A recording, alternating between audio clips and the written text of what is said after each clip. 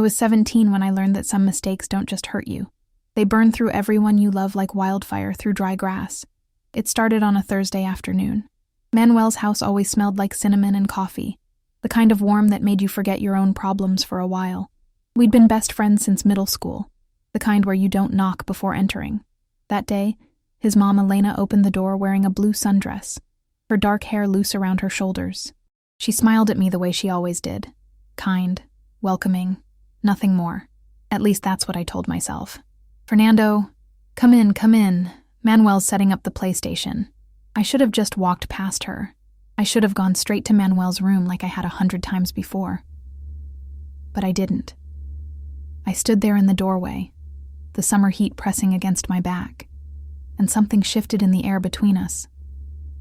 Something I was too young and too stupid to recognize as dangerous. "Thanks, Mrs. Alvarez," I said, and her smile changed.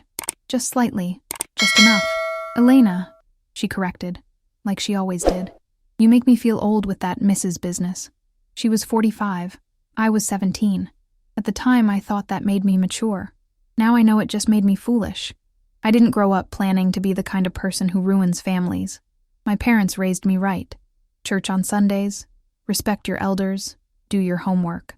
I was a good student, played soccer on weekends, had a girlfriend named Carla, who wore too much vanilla perfume and laughed at my jokes even when they weren't funny. But there was something about Elena that summer. Maybe it was because she was different from the other moms in the neighborhood. She listened when you talked, really listened, like your words mattered. She asked about my college applications, about the books I was reading, about my dreams for the future. She remembered details from conversations we'd had weeks before. She made me feel seen in a way I didn't even know I'd been invisible. Or maybe it was simpler than that. Maybe I was just a stupid kid who mistook kindness for something else, who confused attention with attraction, who thought he understood things he didn't. Manuel's dad, Roberto, was military, the kind of man whose presence filled a room even when he wasn't speaking. Broad shoulders, crew cut, voice like gravel. He'd be gone for weeks at a time, stationed somewhere Elena never talked about. When he came home, the house changed, quieter, tighter. The laughter stopped. Manuel would get this look in his eyes, like he was bracing for something, waiting for the storm to pass. I'd seen Roberto yell at Elena once, over something small.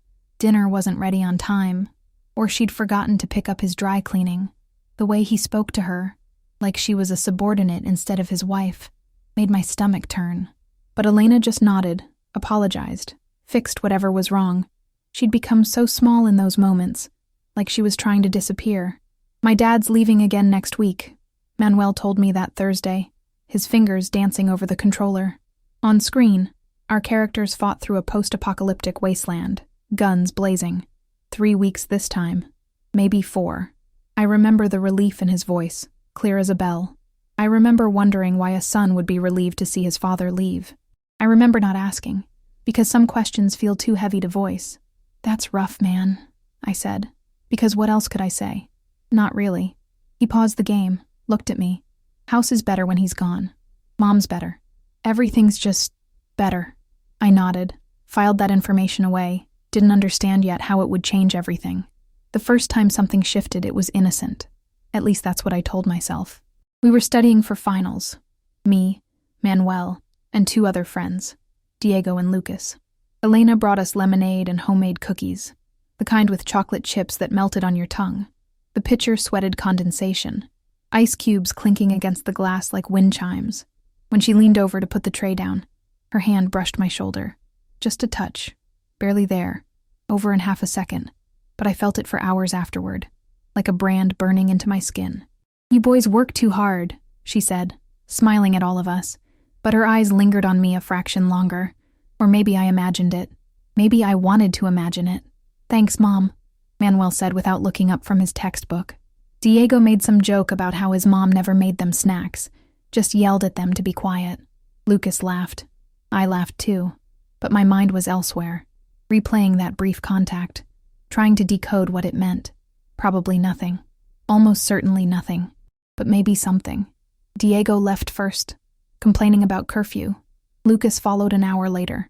Manuel fell asleep on the couch around midnight, his textbook open on his chest, his mouth slightly open, snoring softly. I should have woken him up. Should have gone home. My own curfew had passed an hour ago, and my phone kept buzzing with texts from my mom. Instead, I went to the kitchen for water, telling myself I'd leave right after. Just needed to hydrate. Just needed a minute. Elena was there, washing dishes. The window above the sink was open, and moths battered themselves against the screen, drawn to the light, dying for something bright that would kill them. I should have seen the metaphor, should have recognized the warning. "Can't sleep?" she asked without turning around. The water ran over her hands, soap bubbles catching the light. Just thirsty. She dried her hands on a towel, slow, methodical, and poured me a glass from the pitcher in the fridge. When she handed it to me, our fingers touched. This time, neither of us pulled away quickly. The glass was cold. Her fingers were warm. The moment stretched too long, became something else. "You're a good friend to Manuel," she said softly, her voice different in the quiet house. Intimate, like we were sharing a secret. "He doesn't have many people he can trust. He's lucky to have you as a mom." Something flickered in her eyes, sadness maybe, or loneliness, or something deeper I couldn't name. She looked toward the living room where Manuel slept, and I saw her face change, saw years of something I didn't understand yet, cross her features like clouds. "Am I?" She turned back to me. "Sometimes I wonder if I'm any good at this. At being a mother, at being a wife, at any of it." The vulnerability in her voice hooked into my chest. I wanted to fix it, to make her feel better, to be the person who understood her when no one else did. "You are," I said, too earnestly, too intensely. "Anyone can see that. Manuel loves you. You're amazing." She smiled, but it didn't reach her eyes. Sadness lived there, deep and old. "You're sweet, Fernando. Too sweet for your own good, probably." The way she said my name made my chest tight, made something warm unfurl in my stomach.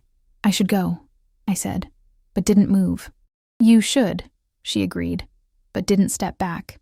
We stood there in the kitchen, moths dying against the screen, the refrigerator humming, Manuel breathing steadily in the other room.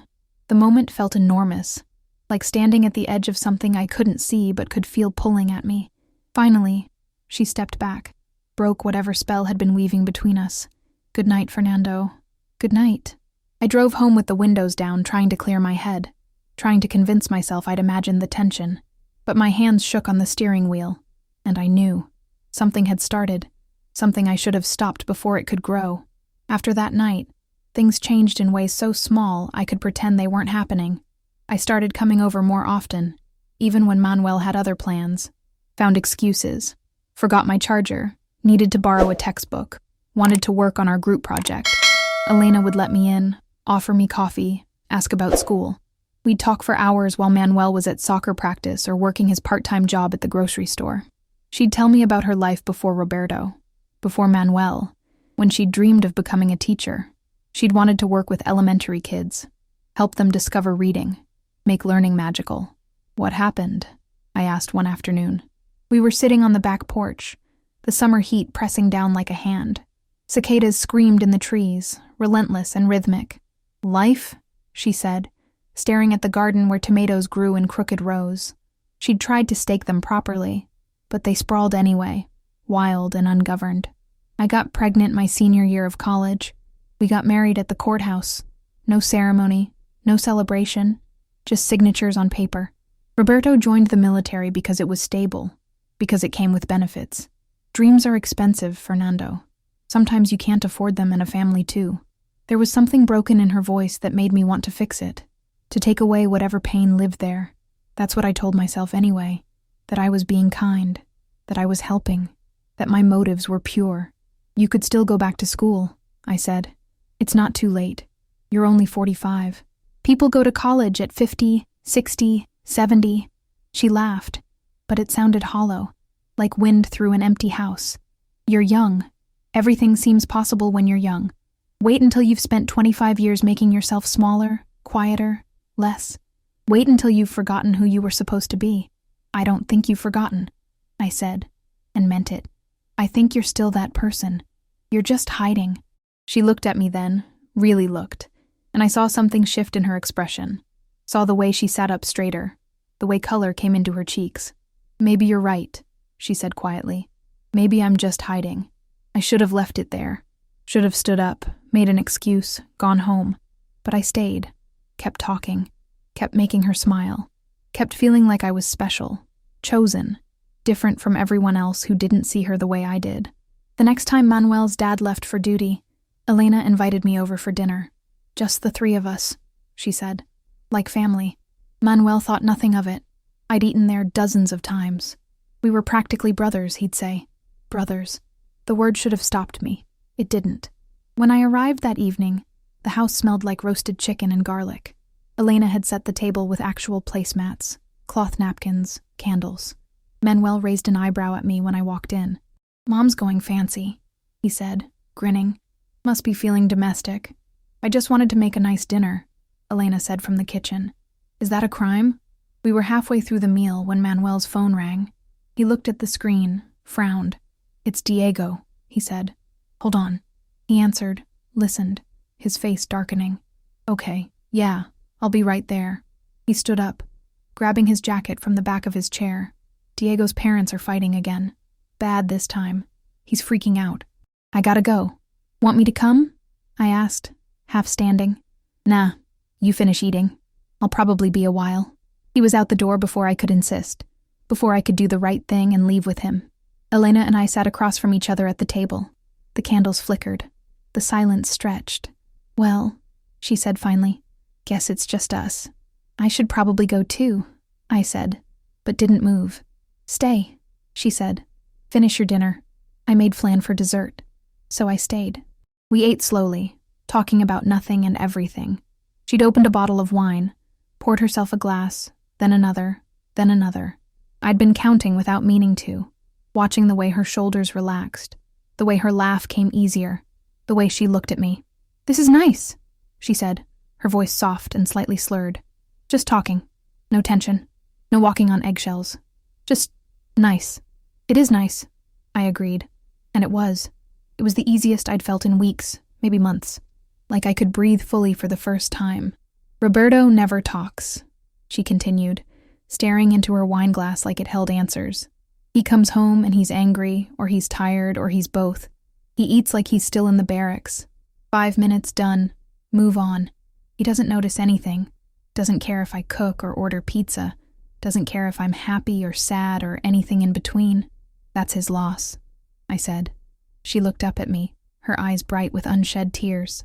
You always know what to say. How do you always know what to say? I just mean it, I said. I mean everything I say to you. The air between us changed, thickened, became something I could almost touch. I stood up to clear the plates, needing to move, to break whatever was building in that candle-lit room. She stood too, reached for the serving dish at the same time I did, and suddenly we were inches apart, close enough that I could smell her perfume, something floral and fading, applied hours ago but still lingering. Fernando, she whispered, my name a question, and an answer at once. I should have stepped back, should have laughed it off, made a joke, broken the tension, should have remembered that she was my best friend's mother, that she was married, that I was 17 years old and she was 45, that this was wrong on every level that mattered. But I didn't step back. Instead, I leaned forward. Instead, I closed the distance. Instead, I kissed her, soft and uncertain at first, then harder when she kissed back. We broke apart after a few seconds, both breathing hard. She touched her lips, looking shocked. We can't, she said. I know. This is I know. Then why? I kissed her again, cutting off the question neither of us wanted to answer. This time she didn't pull away. This time her hands came up to my face, holding me there. And I thought, this is it. This is what I've been wanting. This is right. I was so wrong. The weeks that followed were a fever dream of stolen moments and mounting lies. We'd meet when Manuel was at soccer practice, when he was working, when he was out with friends. Always at her house, always in the afternoon with the blinds drawn and the fan spinning lazy circles overhead. I stopped being myself, stopped being the kid who played video games and did his homework and kissed his girlfriend goodnight. I became someone else, someone who lied easily, who invented excuses, who looked his best friend in the eye and smiled while destroying him from the inside. Carla broke up with me in July. We were sitting in her car outside my house, the air conditioning blasting, making the whole thing feel clinical and cold. "You're different," she said, tears streaking her mascara into dark rivers. "You're distant. You barely look at me anymore. It's like you're somewhere else, even when you're right here." "I'm sorry," I said, and meant it, but not for the reasons she thought. "Are you cheating on me?" The question should have made me flinch, should have made me confess, or at least feel guilty. Instead, I felt nothing, just relief that I had one less thing to lie about, one less person to pretend with. "No," I said, which was technically true. Elena wasn't cheating. Cheating implied something casual, something meaningless. What we had felt bigger than that, more important. Or at least that's what I told myself. "I don't believe you," Carla said quietly. "I don't believe anything you say anymore." She was right not to. I'd become a stranger to myself, unrecognizable in the mirror, but I couldn't stop, didn't want to stop. Was addicted to the way Elena looked at me, the way she made me feel like I mattered, like I was more than just a kid. Manuel started noticing too.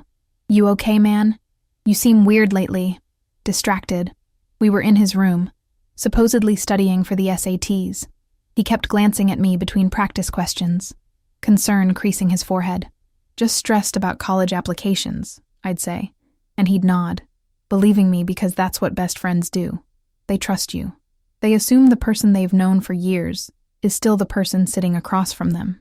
They don't imagine that person could become someone capable of the ultimate betrayal. "You can talk to me, you know," Manuel said once, his voice gentle. "Whatever's going on. We're brothers, right? Brothers." The word felt like a knife. "Right," I said, and hated myself, but not enough to stop. Never enough to stop. Elena and I never talked about what we were doing, never called it what it was, never discussed the future, or the consequences, or what would happen when Roberto came home, or when Manuel found out. We existed in stolen pockets of time, pretending the real world didn't exist outside those four walls. But the real world always exists, and it always finds you eventually. It was August when everything started cracking.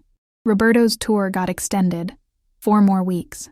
Elena cried when she told me, actual tears streaming down her face as we sat on her bed in the middle of a Tuesday afternoon. "I thought he'd be home next week," she said, her voice breaking. "I thought this would be over. I thought I could figure things out."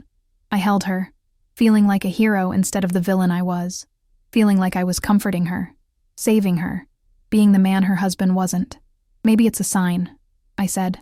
"Maybe it means we have more time." She looked at me with something like pity. "Time for what, Fernando? What do you think happens here? You go to college in 3 weeks. I'm married. I have a son. What exactly do you think we're doing?" The question hung in the air between us. I had no answer because I'd never thought that far ahead, had never let myself imagine past the next stolen afternoon, the next lie, the next moment of feeling wanted. "I don't know," I admitted.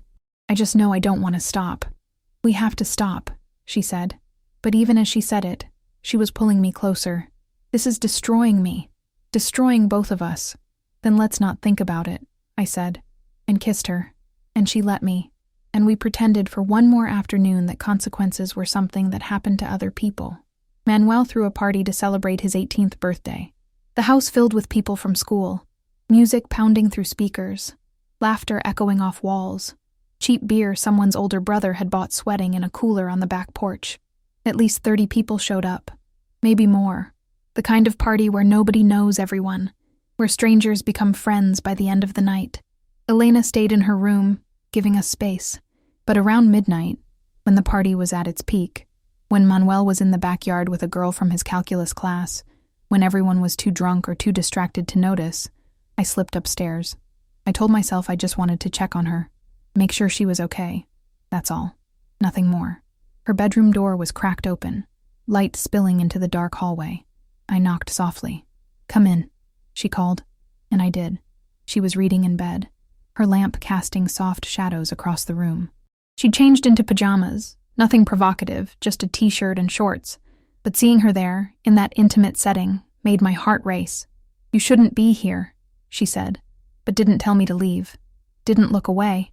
"I know. Someone will notice you're gone. I don't care. Fernando, this is wrong," I said, cutting her off. "I know it's wrong, but I can't stop thinking about you. Can't stop wanting to be near you. She closed her book, set it on the nightstand. When she looked at me, her eyes were filled with something complicated. Desire and guilt and sadness all tangled together. This has to end, she said. You know that, right? When you leave for college, this ends. Okay, I said, but neither of us believed it. I mean it. I know. Then why are you still standing there? I crossed the room, sat on the edge of her bed. She should have sent me away. Should have been the adult, the responsible one, the person who knew better. But she didn't. She reached for me, and I reached back, and we pretended one more time that this was okay, that we weren't hurting anyone, that love, or whatever this was, justified everything. We didn't hear Manuel coming up the stairs. The music was too loud, the party too chaotic. Didn't hear him walking down the hallway, probably looking for the bathroom, or for me, or for something else entirely. Didn't hear him stop outside the door. Didn't know he was there until the door swung open fully, and the light from the hallway flooded in, harsh and exposing. Time stopped. Manuel stood frozen in the doorway, his face cycling through confusion, understanding, disbelief, horror. His mouth opened, closed, opened again. He was holding a red Solo cup, and his hand trembled so hard that beer sloshed over the rim. "Manuel!" Elena started, sitting up, pulling the blanket around herself even though we were both still dressed. But what could she say? What words exist for that moment? What the fuck? His voice was barely a whisper, strangled and raw. What the actual fuck? It's not...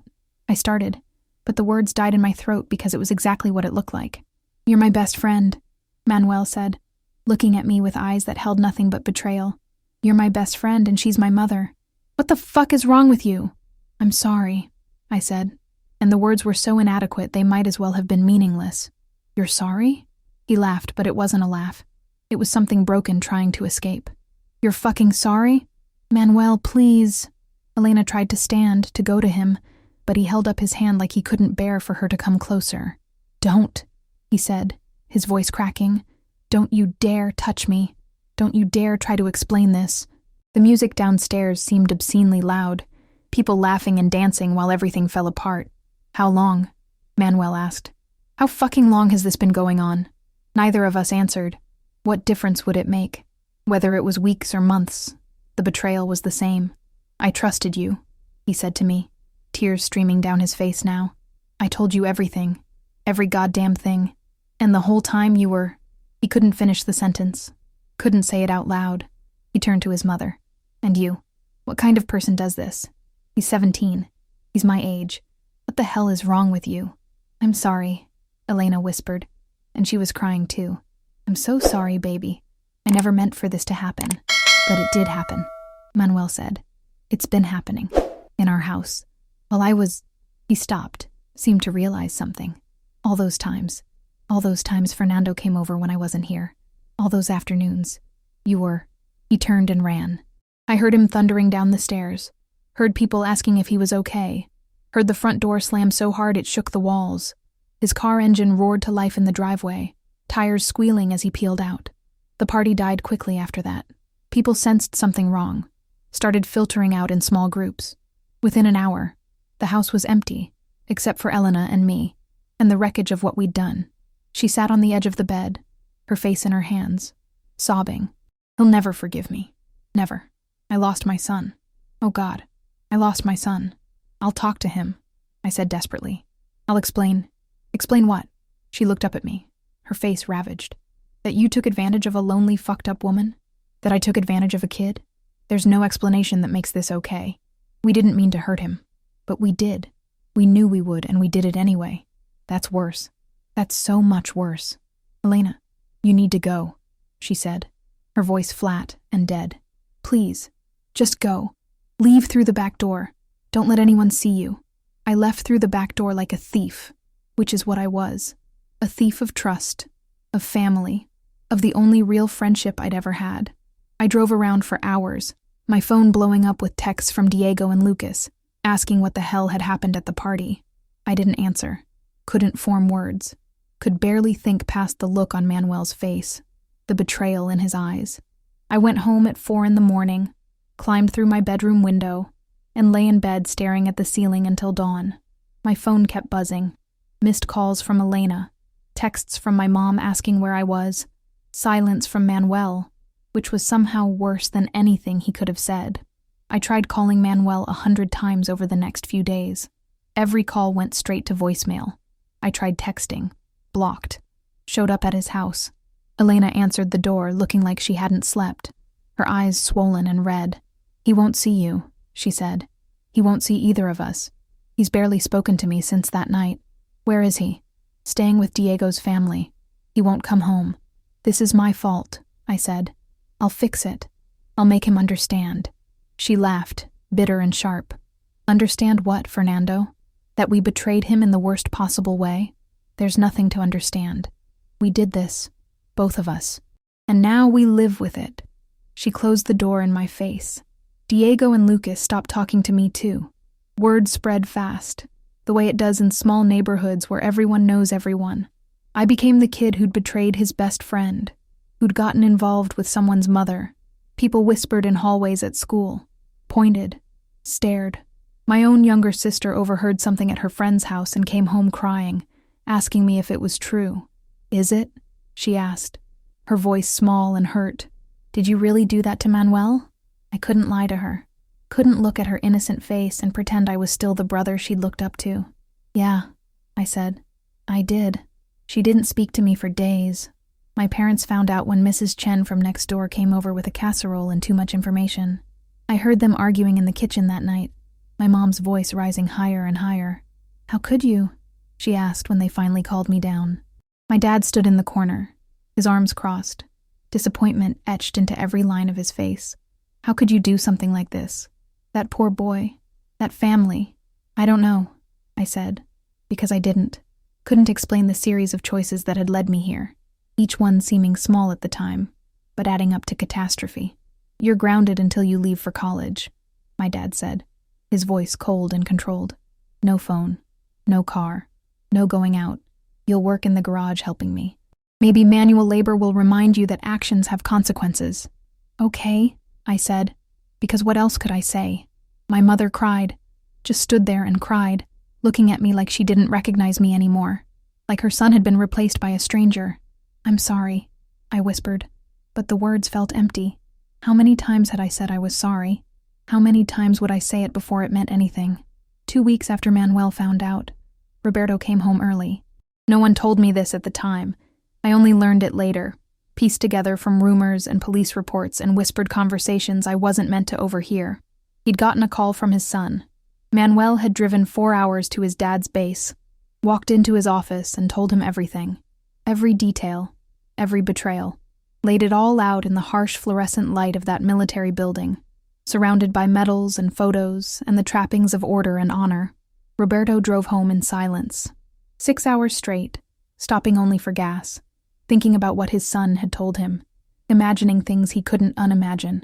He walked into his house at 3 a.m, found Elena awake in the living room, staring at nothing, still dressed in yesterday's clothes. She'd been sleeping on the couch since Manuel left. Couldn't bear to go back to her bedroom, to the place where everything had ended.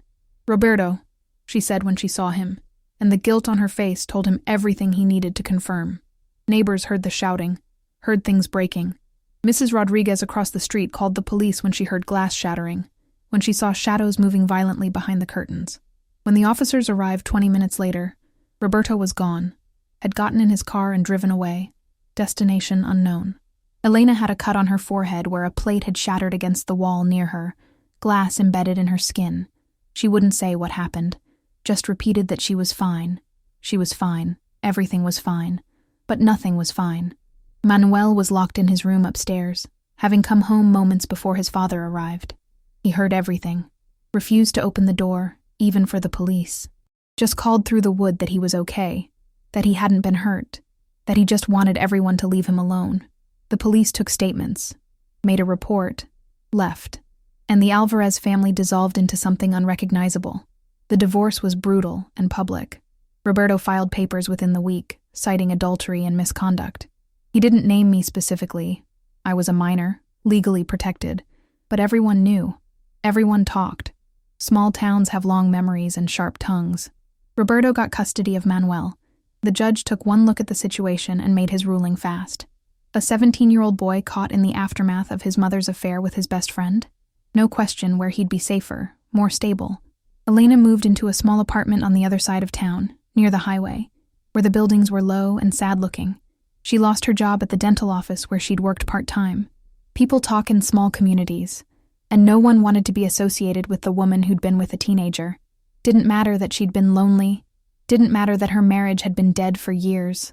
All that mattered was the scandalous headline, the juicy gossip, the moral condemnation.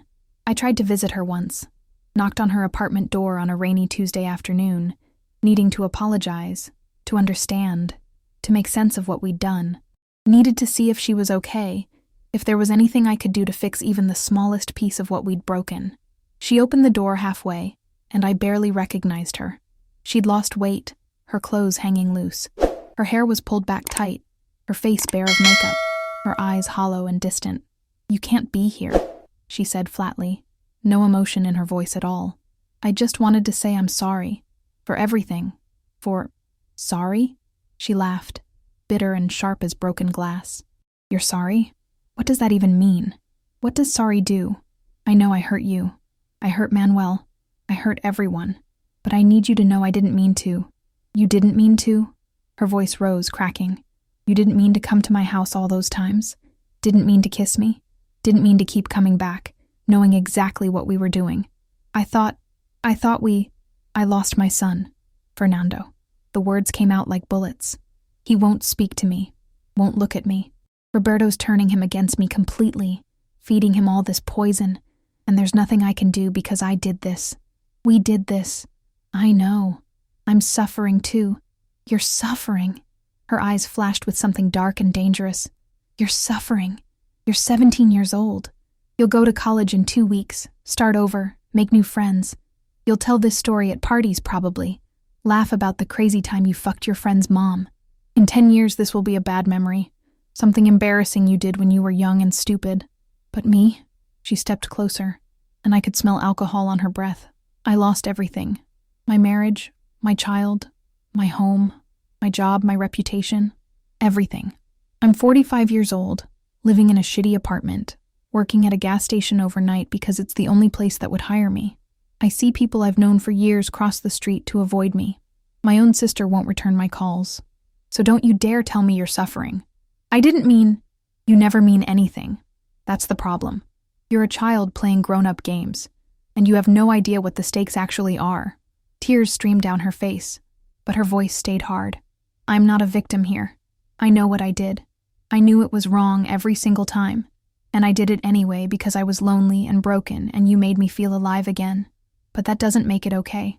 It doesn't make any of this okay. I loved you," I said, desperate, needing her to understand. "You didn't love me," she said quietly. "You loved feeling important, loved feeling like a man instead of a boy, and I used that. Used you to feel something other than empty. We used each other, and my son paid the price. Elena, now get out of here before I call the police. If anyone sees you here, it'll just make things worse. Everything about you makes things worse." She closed the door. I stood there for a long time, rain soaking through my jacket, finally understanding that some things can't be apologized for. Some wounds don't heal. Some mistakes follow you forever. I didn't see Manuel. I didn't see Manuel again before I left for college that fall. My parents drove me upstate in silence, the car packed with boxes and bags, the radio off. My mom cried quietly in the passenger seat. My dad kept his eyes on the road, jaw clenched, knuckles white on the steering wheel. "Make better choices," he said when we pulled up to my dorm. That was it. No lecture, no advice, just those 3 words that felt heavier than any punishment. But 2 days before I was supposed to leave, Diego showed up at my house. I was in the garage, helping my dad organize tools, part of my punishment, though by then it felt more like penance, sorting screws and nails, putting things back in their proper places, trying to create order where I'd brought chaos. "Hey," Diego said from the doorway, backlit by afternoon sun. My dad looked up, nodded at him, then at me. "Take a break," he said, which was the most he'd spoken to me in days. Diego and I sat on the curb outside, the concrete warm under our legs. He didn't look at me, just stared down the street where we'd learned to ride bikes, where we'd played manhunt until the streetlights came on, where we'd been kids before everything got complicated. "I'm not here to forgive you," he said finally. "I'm not here to say it's okay or that we're cool. We're not. I know. But Manuel asked me to give you something." He pulled an envelope from his pocket, worn and creased like he'd been carrying it for days, unsure whether to actually deliver it. He handed it to me and stood up. "Read it later," he said. "And Fernando, don't come around anymore. When you're home for breaks or whatever, just don't." He walked away, and I sat there holding the envelope like it might explode. Didn't open it until that night, alone in my room, the house quiet around me. Inside was a single sheet of paper covered in Manuel's handwriting, the same careful letters I'd seen on homework assignments and birthday cards and notes passed in class. "Fernando, I've written this letter about 20 times. Keep tearing it up and starting over because I don't know what to say to someone who destroyed my life. But my therapist says I need to try, that holding onto this anger will just poison me. So here I am, trying. I don't know if I'll ever understand why you did what you did. Part of me hates you so much I can't breathe when I think about it. Part of me just feels sorry for you because you're going to have to live with this for the rest of your life. And I don't think you're strong enough for that weight. My mom wasn't a bad person before this. I need you to know that. She was sad and lonely, and my dad made her feel small every single day. I heard the way he talked to her, saw the way she'd flinch when he raised his voice. I knew things were bad, but I was just a kid. What was I supposed to do? That doesn't excuse what she did. Nothing excuses it. But I understand it better now that I've had time to think. She was drowning, and you were young and stupid enough to make her feel alive. You both made terrible choices, but she's an adult. She should have known better. She should have been stronger. What hurts the most isn't even what you did with my mom. It's that you lied to me every single day. You sat across from me and laughed and joked and played video games. And the whole time you were destroying my family. You were my best friend. I trusted you more than anyone in the world. I told you things I never told anyone else. And you took that trust and you used it to get close to my mom, to be in my house, to be part of my life while secretly tearing it apart. Do you know what that feels like? To realize that every moment we shared over those months was a lie? Every conversation, every laugh, every time you said brothers, all of it was bullshit while you were sleeping with my mother. My dad moved us to a different town. New school, new house, new everything. Says it's a fresh start, but it doesn't feel fresh. It feels like running away. He's angrier now, drinks more, takes it out on me sometimes. Not hitting, just words. Tells me I should have known, should have seen it, like it was my responsibility to monitor my own mother. He won't let me see her. Got the custody agreement written so tight I can't even call her without his permission. She's tried to reach out, letters, messages through my grandma, but he intercepts everything. Says she's poison, that she'll corrupt me. Maybe he's right. I don't know anymore. I'm writing this because I don't want to carry this anger forever. My therapist says I need to let it go or it'll poison me from the inside out. So I'm letting it go. Not forgiving. I can't do that yet, maybe ever. But releasing it, putting it down, walking away from the weight of what you did to me. I hope you learn from this. I hope you become someone who doesn't hurt people like this. And I hope one day, when you have a son of your own, you'll remember what you did to mine, and you'll teach him to be better, to value trust, to understand that some lines, once crossed, can never be uncrossed. I'm going to therapy twice a week, learning about betrayal trauma, they call it. Learning that I'm allowed to be angry and hurt and confused all at once.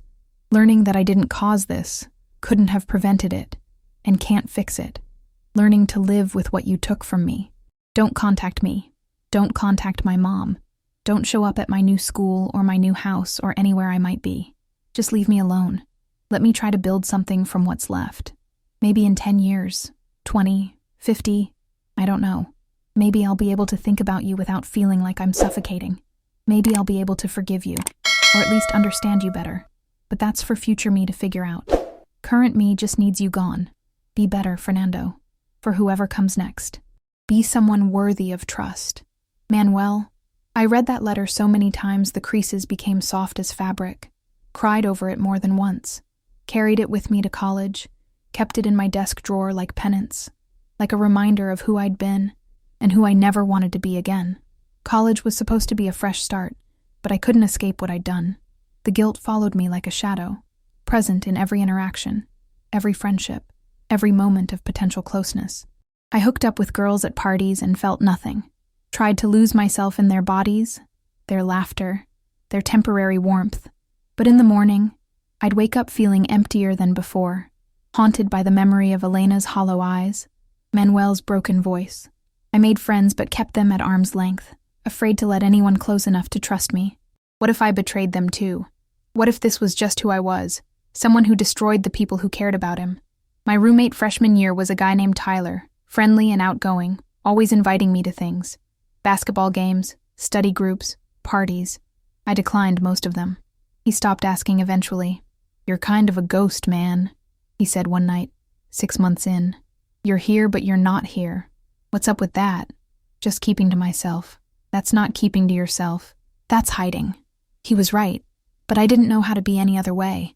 Didn't know how to connect without the fear of destruction following close behind. I sat in classes learning about ethics and philosophy, and felt like a hypocrite. Listened to professors discuss Kant's categorical imperative, Aristotle's virtue ethics, Mill's utilitarianism. All these frameworks for being good, for making right choices, and I'd failed the simplest test. Don't betray the people you love. Junior year, after a particularly bad week where I couldn't sleep, couldn't eat, couldn't focus on anything but the memories, I finally went to the campus counseling center. Sat in the waiting room for 30 minutes, almost left twice, finally forced myself to stay when they called my name. Dr. Martinez was in her 50s, kind-eyed and patient, with gray streaking through her black hair and a voice that didn't judge. I told her everything in our first session, just word vomited the whole story while she listened without interruption. When I finished, she was quiet for a moment. Then she said, "Thank you for trusting me with that. I'm a terrible person," I said. "You did a terrible thing. That's different." "Is it?" "Yes." She leaned forward slightly. "What you did was wrong. You know that. But you were also 17, and she was an adult who should have known better. Both things can be true. I destroyed a family. You participated in the destruction of a family that was already breaking," she said carefully. "That doesn't absolve you of responsibility, but it's important to understand the full picture. Elena was an adult in an unhappy marriage who made the choice to involve a teenager. That's on her. Roberto was an authoritarian husband who created an environment where his wife felt trapped. That's on him. And you were a kid who made selfish, harmful choices. That's on you. So everyone's guilty. Everyone made choices, some more culpable than others. Your job now isn't to keep punishing yourself forever. It's to learn from what happened and become someone different. Over months of weekly sessions, I started to untangle the knot of guilt and shame and self-hatred I'd been carrying. Started to understand that while I couldn't change the past, I could choose who I became moving forward. Dr. Martinez taught me about accountability versus self-flagellation, about making amends where possible and living better where it wasn't, about the difference between guilt, which says I did something bad, and shame, which says I am bad. "What do I do now?" I asked during one session, frustrated and lost. "How do I make this right?" "You can't," she said gently. "Some things can't be fixed, Fernando. They can only be learned from. The question isn't how to undo the past. It's how to move forward carrying the weight of it without letting it crush you. That seems impossible. It's hard, but not impossible. People do it every day. They make terrible mistakes, real life-destroying mistakes, and they choose to do better anyway. Not because they deserve forgiveness, not because they've earned redemption, but because the alternative is giving up, and giving up serves no one. So I just live with it. You live with it. You learn from it. You help others avoid similar mistakes. You become someone who protects trust instead of breaking it. Someone who thinks about consequences before acting. Someone who values other people's pain as much as your own pleasure. It sounded so simple. It was the hardest thing I'd ever tried to do. I changed my major junior year from business to counseling psychology. My parents were confused. I'd always talked about making money, having a stable career, but something had shifted. I wanted to help people, especially young people, navigate the complicated terrain of relationships and choices and consequences. Maybe it was atonement. Maybe it was just trying to make something good from something terrible. Either way, it felt right in a way nothing else had. I started volunteering at a teen crisis center, answering calls from kids going through things they couldn't talk to their parents about. Abusive relationships, pregnancy scares, questions about sexuality, thoughts of suicide. I listened without judgment, offered resources, reminded them they weren't alone. One night, a 17-year-old boy called about his mom's boyfriend. "He's my age," the kid said, voice shaking. "They're together, and I don't know what to do." My heart stopped. "That's not okay," I said carefully. "That's actually a crime in most places. An adult can't have a relationship with a minor. But what if he wants it? What if it's not, forced? It doesn't matter. Adults have power that kids don't, even when the kid thinks they're equal. She's supposed to be the responsible one. She's supposed to protect you and your friends, not put you in this position." I talked him through reporting it, gave him resources, stayed on the line until he felt safe. After we hung up, I sat in the call center bathroom and cried. Cried for that kid. Cried for Manuel. Cried for the 17-year-old I'd been who thought he understood things he didn't. When I graduated with my master's in counseling, my parents came to the ceremony. They'd softened over the years, slowly, painfully. We'd never have the relationship we'd had before, but we'd built something new, more honest, more careful. "I'm proud of you," my dad said, and I knew he meant it. "You did something hard. You changed." "I'm trying," I said. "That's all anyone can do." I'm 32 now, married to a woman named Sarah who knows my whole story and loves me anyway. I told her everything on our third date, needing her to know who I'd been before she got attached, needing to give her the chance to walk away. She didn't walk away. "You were a kid who made a terrible mistake," she said, "and you've spent 15 years trying to do better. That means something." "Does it?" "Yes. Anyone can be perfect. It takes real character to be imperfect and still keep trying." We got married in a small ceremony. Her family, my family, a handful of friends. My sister was there. The relationship we'd rebuilt over years of honesty and effort. My parents cried happy tears this time. Sarah and I have a daughter now, 3 years old, with my eyes and her mother's laugh. Her name is Sophia, and she's the most beautiful thing I've ever been part of creating. When I hold her, I think about all the ways the world can hurt her, all the ways people can betray her trust, all the mistakes she'll make, and the ones others will make that will impact her. I'm a high school counselor now at a school in the city, a big public school where kids come from all kinds of backgrounds, carrying all kinds of pain. I work mostly with at-risk students, the ones on the edge of making life-altering mistakes, the ones who remind me of who I was. I talk to them about consequences, about trust, about how easy it is to destroy something precious and how hard it is to build it back. Some of them listen, some don't. But I keep trying, because maybe I can prevent one kid from doing what I did. Maybe I can save one friendship, one family, one person from the kind of pain I caused. Last month, I saw Manuel's name in the newspaper. He'd opened a youth center in our old neighborhood, a place for at-risk kids to hang out after school, play sports, get tutoring, learn job skills. The article included a photo of him cutting the ribbon, surrounded by smiling kids and local officials. He looked older, of course. We all do. Lines around his eyes, gray threading through his hair at the temples. But I recognized him immediately. Same kind eyes, same careful smile, same energy that drew people to him. The article mentioned he worked in social services, that he'd gotten his degree in sociology, that he'd been planning this center for years.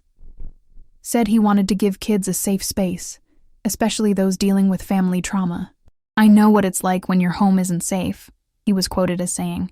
"When the people who are supposed to protect you end up being the ones who hurt you. These kids need somewhere to go, someone who sees them." I read that article 5 times, tears streaming down my face. He'd taken his pain and turned it into something beautiful, had become exactly the kind of person the world needed more of. I didn't reach out. I respect his wishes, even after 15 years. But I donated to his center anonymously, a significant amount, $5,000, most of my savings. It's not enough. Nothing is enough. But it's something. A way of saying I see what you built. I see who you became. I'm proud of you, even though I have no right to be. I heard through mutual connections, Diego's cousin's girlfriend who still lives in the old neighborhood, that Elena lives 2 states away now. She got sober 5 years ago, works at a public library, lives a quiet life. She and Manuel reconciled about 3 years back, slowly and painfully. They have dinner sometimes, I'm told. Once a month, maybe twice. It's not what they had before. That's gone forever. Shattered like glass you can't piece back together. But it's something. A new relationship built on honesty and accountability, and the slow, difficult work of forgiveness. Roberto remarried a few years ago, apparently. Lives in Florida. Has limited contact with Manuel, but it's civil. Sometimes that's the best you can hope for. Civil distance instead of active hostility. I think about that summer often. Think about the boy I was. Arrogant enough to believe I was special. Entitled enough to take what wasn't mine. Stupid enough to think love conquered consequences. I think about Elena's hollow eyes. Manuel's broken voice. The moment everything shattered. I think about all the people hurt by what we did. Manuel most of all, but also Roberto in his own way. My parents, my sister, Carla, Diego and Lucas who lost a friend, the entire community that had to witness the wreckage. My daughter asked me yesterday why I looked sad.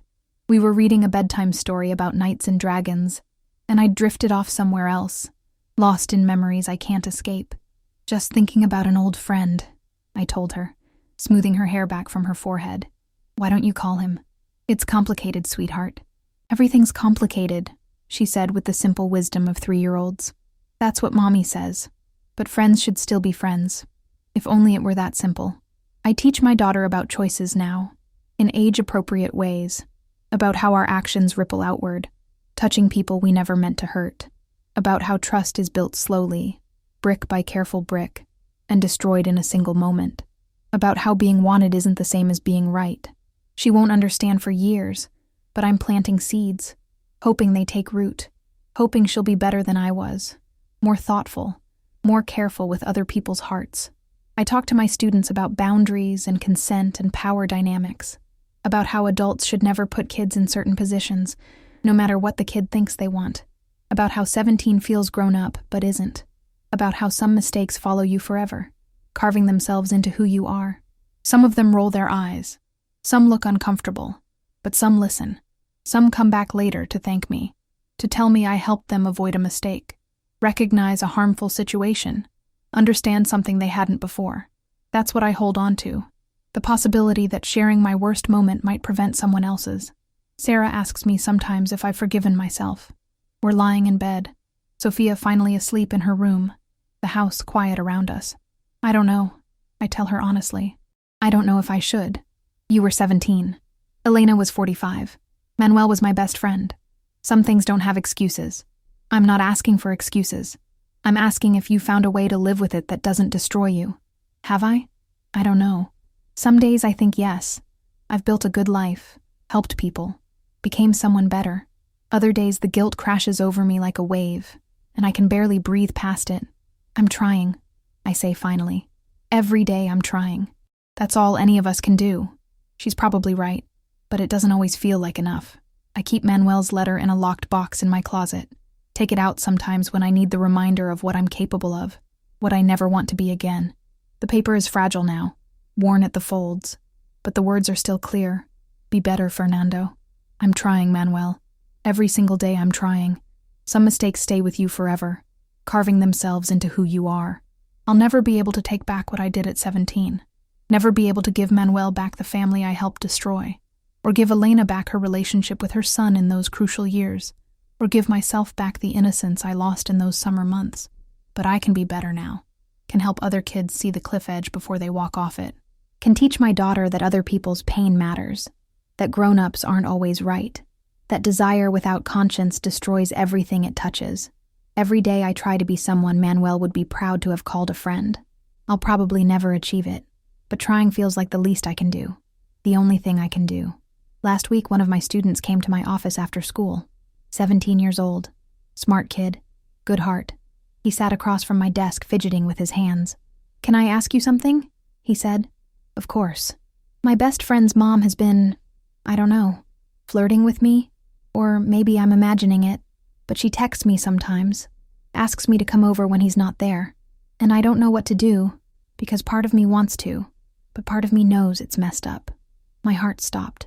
This exact moment, this exact choice, the universe giving me a chance to prevent what I couldn't prevent for myself. Listen to me carefully, I said, leaning forward. That's not okay. It doesn't matter if you want it. It doesn't matter if she's lonely or unhappy, or whatever reasons she gives. An adult pursuing a teenager is wrong. Always. No exceptions. But what if it's different? What if it's not different? It never is. She's an adult. She has power you don't have. Social power, life experience, emotional manipulation skills you haven't developed yet. And involving you would destroy your friendship with her son. Trust me on this. It would destroy everything. He looked at me. Really looked. And I think he saw something in my face that convinced him I knew what I was talking about. You sound really sure about this. I am. More sure than I've been about anything. Okay, he said slowly.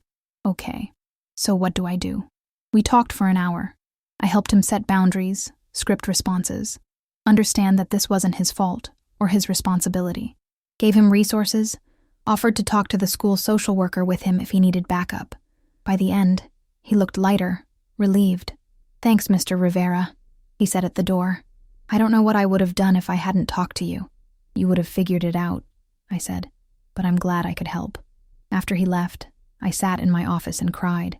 Cried because I'd helped him avoid my mistake. Cried because I couldn't go back and help myself. Cried because some wounds never fully heal. They just scar over and ache when the weather changes. But I'd helped him. That had to count for something. If you're young and someone older is paying you attention that feels wrong, listen to that feeling. Your instincts are telling you something important. If you're lonely and considering involving someone who shouldn't be involved, stop. Think about the ripples. Think about who'll drown when you throw that stone into the water. And if you've already made the mistake, already done the thing you can't take back, learn from it. Carry it, but don't let it destroy you.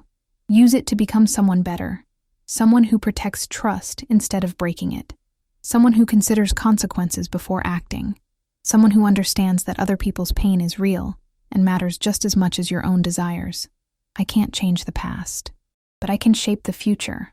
One choice at a time, one student at a time, one moment of prevention at a time. So can you. That's not redemption. I'm not sure I'll ever earn that. Maybe I don't deserve it. But it's a start. And sometimes, a start is all we get. Sometimes it's enough to wake up every day and choose to be better than you were yesterday. I think about Manuel cutting that ribbon at his youth center, surrounded by kids who need exactly what he's offering. Safety, acceptance, someone who understands. I think about Elena in her library, helping people find the books they need, living a quiet life of service and slow healing. I think about that student who came to my office, who I helped steer away from the cliff I walked off. Small acts of goodness don't erase the harm we caused. They don't balance some cosmic scale or earn us forgiveness, but they matter anyway. They matter because those kids matter. Those families matter. The future we're building matters, even if the past can't be unmade. My daughter will wake up soon. I'll make her breakfast, braid her hair, take her to preschool. Tonight I'll read her a bedtime story and answer her questions about why the world is the way it is. Tomorrow I'll go to school and sit across from teenagers carrying weights they shouldn't have to carry, and I'll try to help them put those weights down. It's not enough. It will never be enough. But it's what I have. And I'll keep offering it, day after day, year after year, until my own story becomes less about the mistake I made and more about everything I did after. That's the only redemption available to people like me. Not erasing the past, but building something better in spite of it. Not being forgiven, but being useful anyway. Not forgetting what we did, but remembering it so clearly that we never, ever do it again. And maybe someday when I'm old and gray and my daughter has children of her own, I'll be able to think about that summer and feel something other than crushing guilt. Maybe I'll see it as the worst thing I ever did, and also the thing that taught me everything I needed to know about being human. Maybe that's the best any of us can hope for, to take our worst moments and transform them into wisdom, our deepest shame into the foundation for something better. I'm not there yet, but I'm trying. Every day, I'm trying. And sometimes, trying is enough. Sometimes it's everything. If this story touched you, Maybe it's because you've made mistakes too. Maybe you've hurt people you loved, crossed lines you shouldn't have crossed, or watched someone else do it. We all carry things we're not proud of. The question isn't whether we'll make mistakes. We will, because we're human and humans are beautifully, terribly flawed. The question is what we do after, how we learn, who we become. Share this story with someone who needs to hear it, someone who's standing at their own crossroads, about to make a choice that will change everything, someone who's already made that choice and needs to know there's a path forward, even from the darkest places. And if you want to hear more stories like this, stories about mistakes and redemption, about the complicated truth of being human, about the hidden goodness and terrible flaws we all carry, subscribe. Some stories deserve to be heard.